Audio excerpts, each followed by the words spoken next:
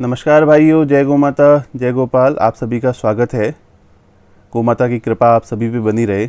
आज इस वीडियो के अंदर मैं विश्व की सबसे बड़ी गौशालाओं में एक भादरिया गौशाला के बारे में बताने का प्रयास करूंगा। यहाँ पर संख्या अनुसार बताया जाता है कि 35,000 गोवंश है, पर 1,10,000 बीघा ज़मीन में फैली हुई इस गौशाला, लगभग 40,000 एकड़ क्षेत्र में फैली हुई इस गौशाला में गोमाताओं की और नंदियों की गिनती करना संभव है नहीं। तो 35,000 भी मानते हैं तो उसमें से 34,000 यहाँ पर सिर्फ नंदी है। और एक महान संत की परिकल्पना से इन नंदियों के लिए विचरण का ये स्थान बन गया है। दोस्तों, यह गौशाला भादरिया मंदिर ट्रस्ट के अंडर में है और भादरिया मंदिर शक्तिपीठों में से एक शक्तिपीठ है और बहुत ही अद्भुत स्थल है। जो पोखरण जहाँ शक्ति स्थल है वहाँ से नज़दीक परमाणु विस्फोट हुआ था, वहाँ से बिल्कुल नज़दीक है। और एपीजे अब्दुल कलाम साहब भी जब यहाँ पर रहे तो लगभग प्रतिदिन यहाँ पर महाराज जी से मिलने आते थे।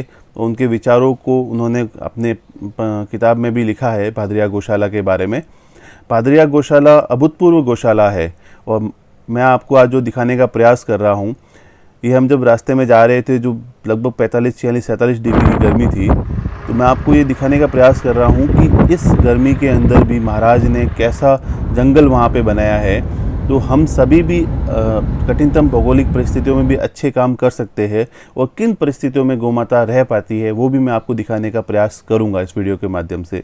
दोस्तों, भादरिया गौशाला, जब भी आप जैसलमेर आए या राजस्थान आए तो इस गौशाला का ज़रूर विचरण करें। और हम सभी का प्रयास ये है कि जो खाली पड़ी हुई ज़मीन है वहाँ पे अधिक से अधिक चारा उत्पादन हो और सेवण, जो रेगिस्तान के लिए वरदान है, सेवण घास का अधिक से अधिक उत्पादन हो, उसके बीज बने और सभी जगह वितरित हो। दोस्तों, महाराज जी का भी इसी तरह का विचार था। आज से 25 वर्ष पहले उन्होंने ब्रीडिंग और संवर्धन पे कार्य शुरू कर दिया था। आगे वीडियो के अंदर मैं आपको उनके द्वारा संवर्धन से तैयार हुई गोमाताएँ भी दिखाऊंगा। ये जो रोड पे मिट्टी आ जाती है, जो मिट्टी मैं आपको दिखा रहा हूँ, तो ऐसी परिस्थितियाँ है यहाँ पे। सबसे कठिनतम भौगोलिक परिस्थितियों वाला क्षेत्र है जैसलमेर बाड़मेर का क्षेत्र। तो इस जैसलमेर क्षेत्र की, भादरिया गौशाला की, चलो हम यात्रा मित्रों शुरू करते हैं। और ये हाईवे से, जैसलमेर से लगभग 50-60 किलोमीटर पहले राइट साइड में रास्ता जाता है, गेट था। और ये जहाँ से शुरू हो रहा है, यहाँ से आप पेड़ देख सकते हैं, नीम के और बाकी सारे पेड़ महाराज जी ने लगाए हैं। और लगभग 9 किलोमीटर अंदर मंदिर है, वहाँ तक पूरा पेड़ों से आच्छादित क्षेत्र है। तो एक रेगिस्तान के अंदर कितना सुंदर कार्य हुआ है आप देख सकते हैं। एक महान संत ने कितना अच्छा कार्य किया है। दोस्तों, आज महाराज जी हमारे बीच में नहीं हैं। अगर आज होते तो और ही अलग रूप होता। लगभग 14 बाड़े महाराज जी ने यहाँ पे बनाए थे। महाराज जी की इच्छा थी कि सभी भारत की नस्लों का यहाँ संवर्धन का कार्य हो, क्योंकि भूमि प्रचुर मात्रा पे उपलब्ध है। तो वर्तमान में गिर और थारपाकर 2 पे ही संवर्धन का कार्य हो पाया है। ये श्रद्धेय महाराज जी का हमारे भी बड़ा असीम आशीर्वाद था। ऐसे महान संत जीवन में बहुत कम देखने को मिलते हैं।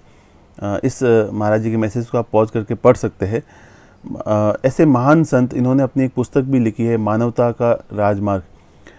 तो ऐसी पुस्तकों में उन्होंने अपने जीवन के सारे अमूल्य बातें लिखी है और उसके उन्होंने खेजड़ी वृक्ष और वृक्षों का महत्व भी बताया है। यह शक्तिपीठ मंदिर का दर्शन करा रहा था और पीछे की तरफ आप देख सकते हैं दूर दूर तक सिर्फ रेगिस्तान है और गोमाता के लिए जगह जगह शेड बनाए गए हैं, पीने के पानी की व्यवस्था की गई है।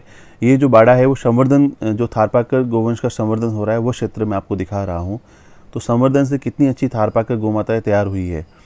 तो जगह जगह संवर्धन के कार्य हो, अच्छी गोमाताएँ तैयार हो, ऐसी परिकल्पना महाराज जी ने 25 वर्ष पूर्व शुरू कर दी थी, जिस समय हम एचएफ और जर्सी यहाँ पे लेके आ रहे थे। बहरहाल, ऐसे महान संत के कारण ही आज थारपाकर गोमाता का एक बहुत बड़ा हर्ड यहाँ पे तैयार हो चुका है।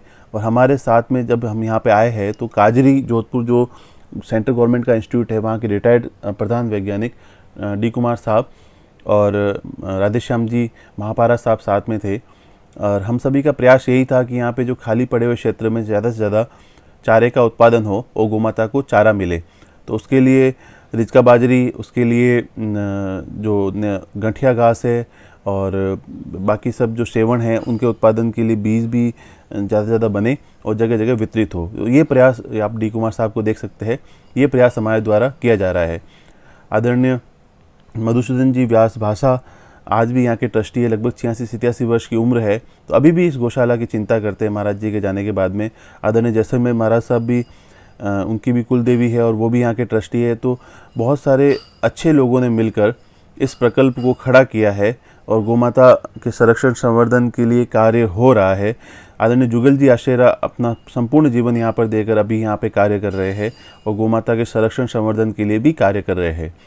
दोस्तों, ऐसे प्रकल्प जगह जगह बने। जो समस्याएं आ रही है कि भी मेल गोवंश घूम रहे हैं, तो ऐसी ज़मीन जहाँ खाली पड़ी है वहाँ पे गोमाताएं रहे और उनके गोबर गोमूत्र से हम प्रयास करेंगे कि जल्दी ऐसा प्रकल्प बने, बिजली बने या और भी कुछ खाद बने, ऐसे प्रकल्प स्टार्ट हो और गोबर और गोमूत्र से गोमाताएं पले, क्योंकि चारा प्रचुर मात्रा में उपलब्ध है यहाँ पर।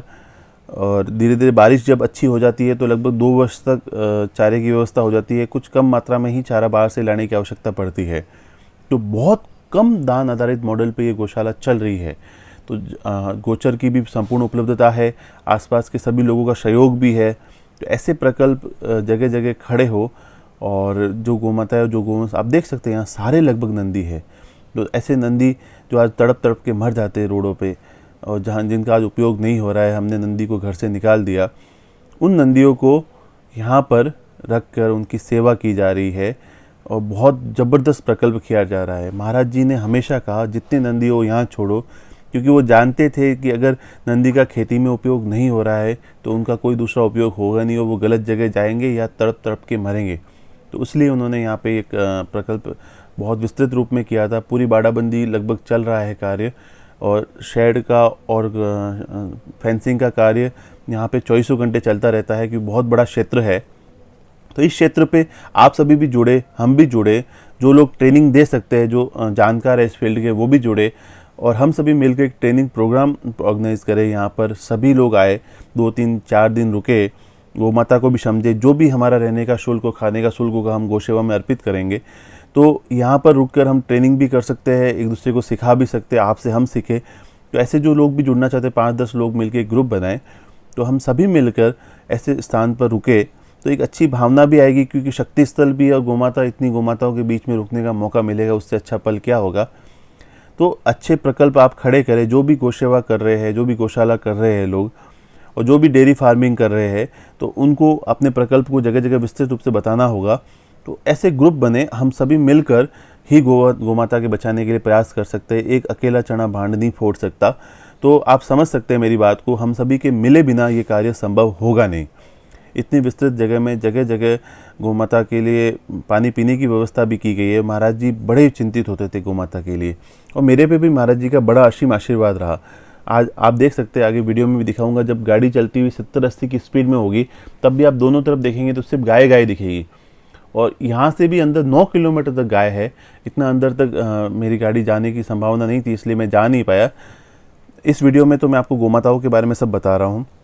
अगले वीडियो में आपको यहाँ पे जो गिर और बाकी संवर्धन हो रहा है वो भी दिखाऊंगा और उसके अलावा ये भी दिखाऊंगा कि कौन कौन से चारे का उत्पादन हो रहा है, कौन से वृक्ष लगाए जा रहे हैं और किस तरह से हो रहा है इस डेजर्ट एरिया के अंदर।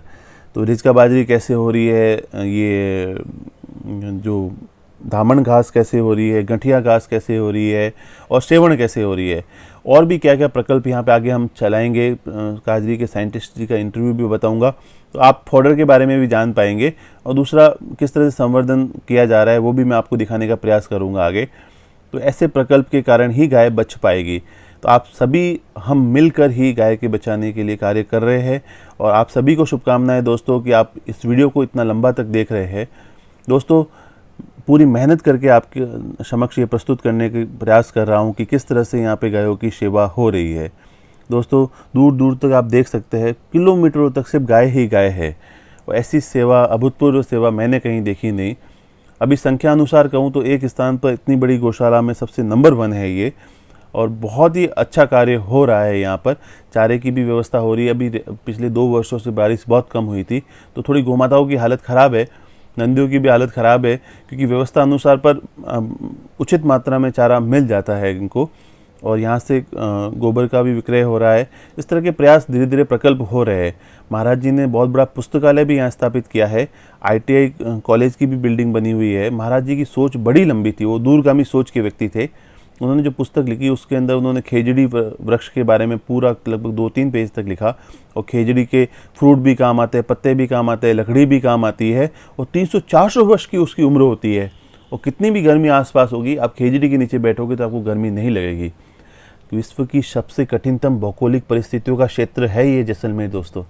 आप जब जाएंगे तो आप जिस मई जून के अंदर तो गाड़ी से या अपने कमरे से निकलना पसंद नहीं करेंगे 12 बजे से 5 बजे के बीच में। इतनी कठिन भौगोलिक परिस्थितियों के अंदर गौमाता के लिए इतना सुंदर कार्य हो रहा है। दोस्तों, महाराज जी के बारे में बहुत सारी बातें लोगों ने मुझे यहाँ बताई, पर कुछ बातें मैं आपको जो बताना चाहता हूँ जो मेरे साथ घटित हुई। एक बार हम जब यहाँ से निकलने रवाना हुए तो महाराज जी ने कहा एक रात और रुक जाइए, पर मेरे साथ में मेरे बुआ जी और बाकी सभी लोग थे तो इसलिए हम रुक नहीं पाए।